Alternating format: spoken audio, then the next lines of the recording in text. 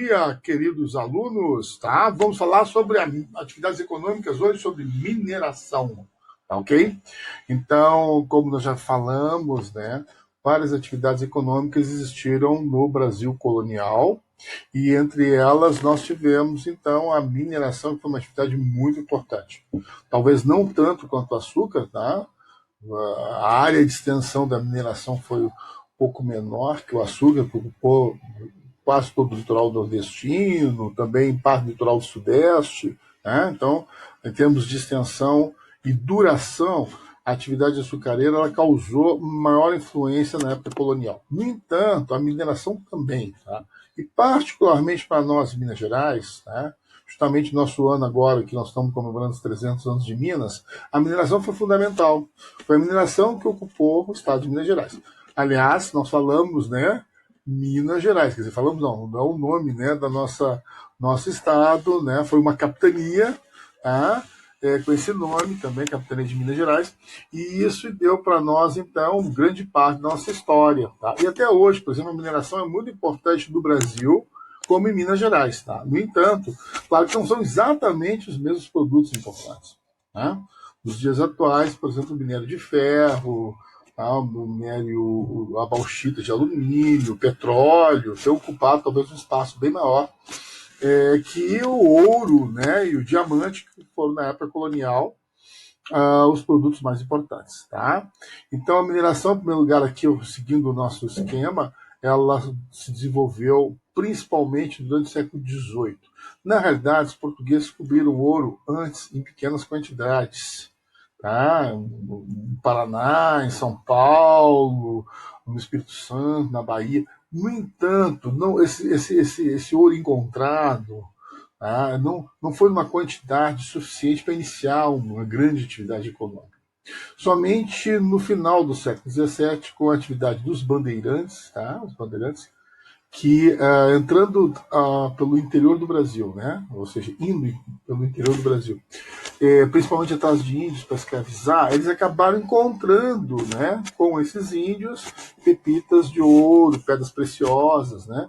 E isso então acabou deflagrando essa grande corrida atrás, tá, do ouro e pedras preciosas que, né, provocaram então a colonização do nosso estado de Minas Gerais, como outros estados também, né? Na época, capitania, Goiás e Mato Grosso, tá?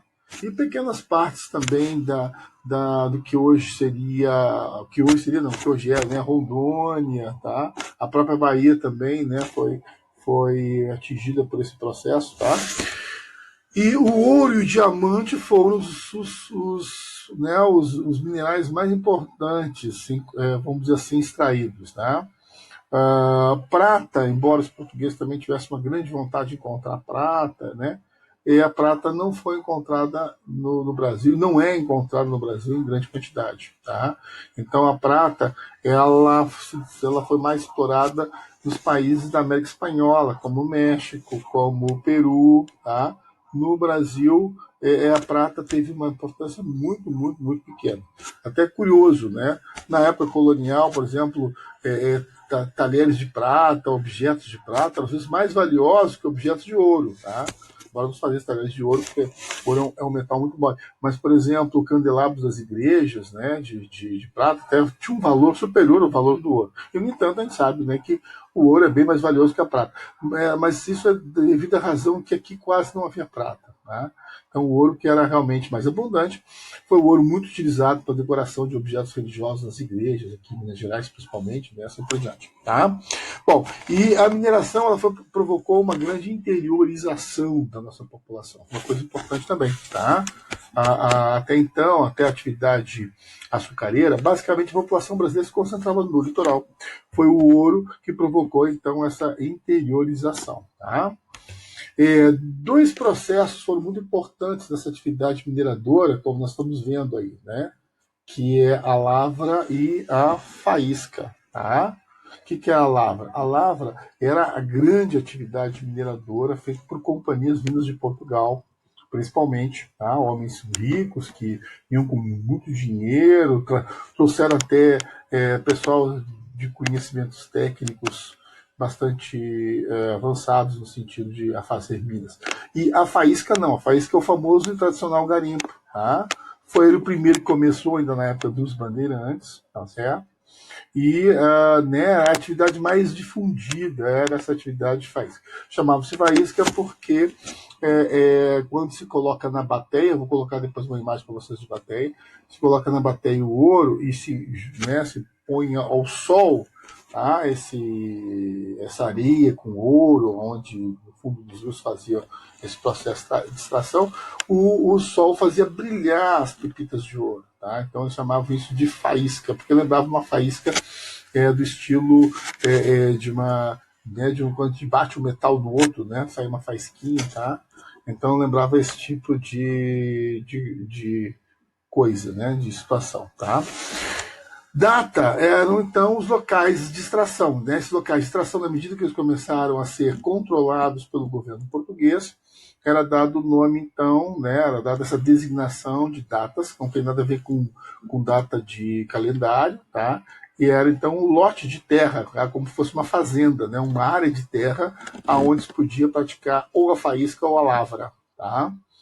Tá bom? E, obviamente, que muitos mineradores, muitos faiscadores não tinham data, ou seja, não tinham direito de. Aí faziam de uma forma ilegal, né?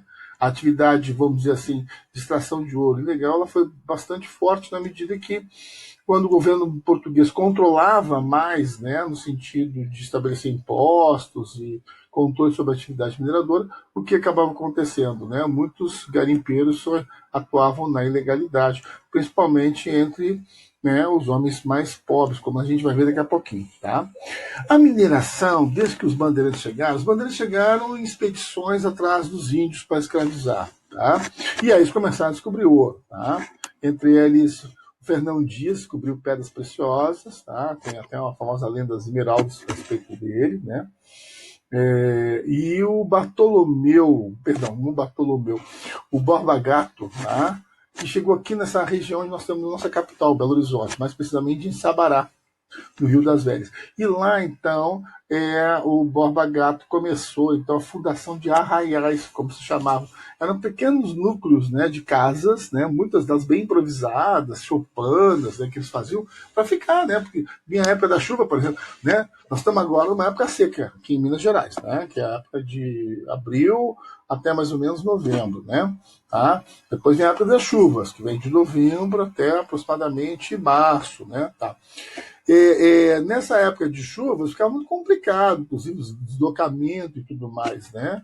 Dessas expedições que iam grande parte dos bandeirantes a pé ou a cavalo, né? Era bastante complicado. Então o que se fazia? Se acampava, né? Então se construía as choupanas e tudo mais, ficava lá. Com a descoberta de ouro e diamantes, aí já se aproveitava para fazer a mineração, né? Já se aproveitava para fazer o garimpo desse material. Né? E aí então foram surgindo os arraiais, nome que a gente dá hoje para o conjunto de banquinhas, né, de comidas nas festas juninas. Né? A gente fala um arraial, né, o arraial do colégio, o arraial. Tá? O nome arraial, na realidade, se refere então a um grupo de casas. Né? Claro que ali surgiu com comércio, com o tempo, se botava uma capela. E aí, pouco a pouco, é surgindo uma vila. Né? Tá? Termo português, já onde quando já tem ruas também estabelecidas, né? Um grande número de casas, uma vila. E quando essa vila foi crescendo, perdão, surge então a cidade. Tá? Então aí nós tivemos vários núcleos, né? Tá? Em formação. Né? Algumas das cidades aqui de Minas Gerais começaram a ser fundadas ainda no final do século XVII, por volta de 1690, 1695, tá? E aí outras foram fundadas já no início do século XVIII.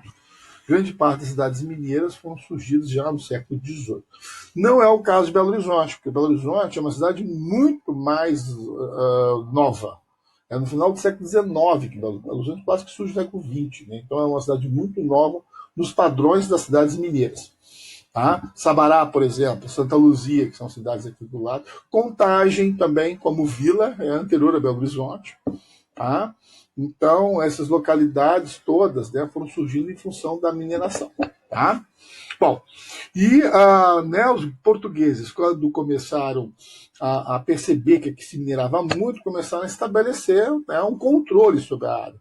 Por isso que foi fundado Minas Gerais, a capitania de Minas Gerais, em 1720, para fazer esse controle. Nessa época também se instaurou a chamada Casa de Fundição, tá? Que era um local onde o ouro era derretido obrigatoriamente e o governo português ficava com uma parte, ficava com um quinto. Então a gente chama que esse ouro era quintado, tá bom? E nós vamos continuar falando isso na nossa próxima aula, tá? Nós vamos interromper aqui momentaneamente para não ficar muito extenso. Vou cortar vou puxar minha cabeça aqui de novo, tá? E vou encerrar a aula, tá? Breve.